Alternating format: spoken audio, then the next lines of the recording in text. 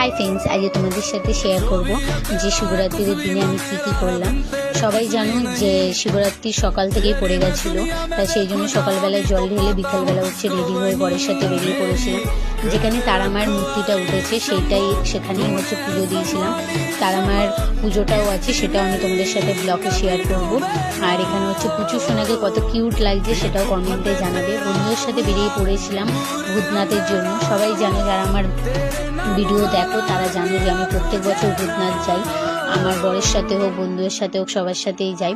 এখানে গঙ্গার পাড়ে বসে ভোগ খেয়ে নিয়েছিলাম, আর খুব শান্তি করে আমি পুজো দিয়েছি। আর সবাই কমেন্টে লিখে যাবে হর হর মহাদেব। আর কে কে ভূতনাথ গেছো সেটাও আমাকে কমেন্টে জানাবে। আর আমার ব্লগ কেমন লাগছে সেটাও জানাবে।